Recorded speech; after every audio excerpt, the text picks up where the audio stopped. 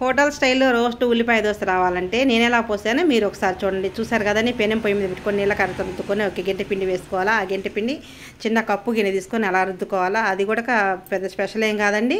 అందరూ మనం ఇంట్లో దోశ పిండి కలుపుకున్నట్టు కలుపుకోవాలా.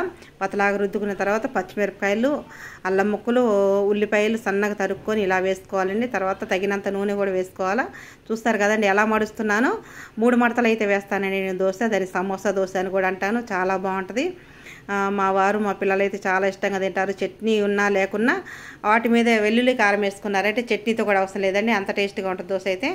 ఇలా మీరు వేసుకోవాలంటే నేను చేసిన విధానం కూడా మీరు ఒకసారి ట్రై చేసి చూడండి, చాలా బాగుంటుంది దోశ.